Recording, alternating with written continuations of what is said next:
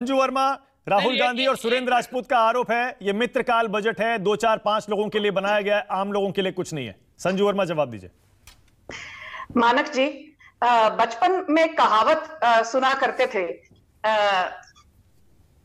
ये हाथों से फिसलकर बदलता जरूर है, ये हाथों से फिसलकर बदलता जरूर है, ये वक्त है साहब, ये वक्त है साहब, ये बदलता जरूर है। पर कांग्रेस का कितना दुर्भाग्य है कि राहुल गांधी ने समंदर में गोते लगा लिए, राहुल गांधी ने 3,500 किलोमीटर चल लिए, उसके बावजूद इनका जो राजनीतिक वर्चस्व है, इनका जो राजनीतिक वजूद है, जो बजट की घोषणा आई, ये सारे के सारे 3,500 किलोमीटर पर पानी फेर दिया। पेट में दर्द तो इस बात का है। खैर, कविताओं से दूर हटते हुए कुछ आंकड़े दूंगी, क्योंकि मैं हमेशा आंकड़ों के बलबूते पर अपना तर्क रखती हूं, और ये जो मित्रकाल का आरोप है, मैं आंकड़ों सहित इनका खंडन करूंगी। पहली बात तो ये, और बहुत जल्द 11.5 करोड़ से ज्यादा टॉयलेट्स का निर्माण हुआ है स्वच्छ भारत मिशन के तहत। 9 करोड़ से ज्यादा महिलाओं को उज्ज्वला योजना के तहत मुफ्त सिलेंडर मिली है। प्रधानमंत्री सुरक्षा बीमा योजना और जीवन ज्योति बीमा योजना के तहत 45 करोड़ लोगों को इसका आज फायदा मिल रहा है। 11.5 करोड़ किसानों को पिछले कुछ सालों में 2 लाख करोड़ से ज्यादा पीएम किसान के तहत सीधा सीधा उनके बैंक के खातों में पैसा पहुंचाया गया है, और 220 करोड़ वैक्सीन डोजेस लगाई गई 102 करोड़ भारतीयों को अब तक। सबसे अहम बात यह है कि ईपीएफओ के तहत आज लगभग 29 करोड़ लोगों को इसका फायदा मिल रहा है।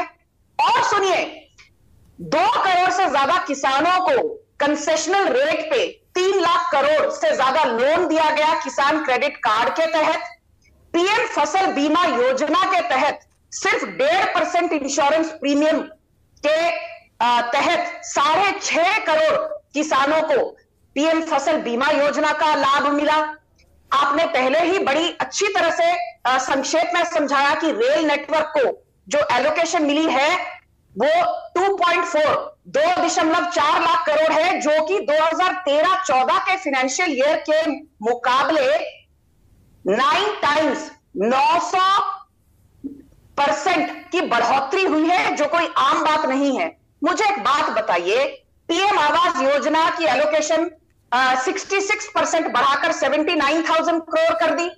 कैपिटल आउटले आने वाले साल का 13.5 लाख करोड़, जो कि जीडीपी का 4.5% है, वो कर दिया गया। क्या इससे युवकों को जॉब्स नहीं मिलेंगी?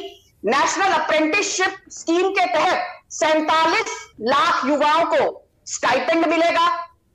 30 स्किलिंग इंटरनेशनल सेंटर्स खोले जाएंगे, जहां पर युवाओं को सही स्किलिंग भी मिलेगी, ताकि आगे चलकर जॉब्स में उनको आसानी हो। अच्छा। और इकोनॉमिक सर्वे एक बहुत अच्छी बात कहती है, मानक जी, 10 सेकंड में अपनी बात खत्म करूंगी, कि अनएम्प्लॉयमेंट रेट पिछले साल 5.2 से घटकर 4.8% हुआ है। इस बात पर मुझे ताज्जुब नहीं है, मुझे ताज्जुब एक आंकड़े से हुआ कि जो female labour force participation rate है रूरल एरियाज में, ग्रामीण क्षेत्र में, कहा जाता है, इकोनॉमिक सर्वे के आंकड़े हैं, संजू वर्मा का आंकड़ा नहीं है, female rural labour force participation rate आज तक का सबसे हाईएस्ट है, 27.7%। अच्छा ठीक है, ओके। अब सवाल यह है कि आप पर यह आरोप भी लग रहा है कि आपने चुनाव को ध्यान में रखकर यह बजट बनाया है। आपकी निगाहें कहीं हैं, निशाना कहीं और है। 9-10 चुनाव इस साल है और 24 का चुनाव अगले साल है। इस आरोप पर क्या जवाब है आपका? मानक जी, मुझे एक बात बताइए, जब मोदी सरकार को अभी अगले साल 10 साल खत्म हो जाएंगे, आने के बाद 2015-16 में ही प्रधानमंत्री ने जो लोअर टैक्स लिमिट है उसको 10% घटा के 5% कर दी थी। बेसिक एग्जेम्पशन लिमिट, जो पुराना टैक्सेशन रेजीम है, उसमें भी basic exemption limit 2 lakh per annum से बढ़ाकर 2.5 लाख पर एनम कर दिया था। अभी नए टैक्सेशन रेजीम में कहा है कि 2.5 लाख बन जाएगा 3 लाख पर एनम। और सबसे अहम बात यह है कि पुराने रेजिम में भी हमने टैक्स रिबेट को बढ़ाकर 5 लाख तक कर दिया था और अभी नए टैक्स रेजिम में 7 लाख पर एनम तक कर दिया।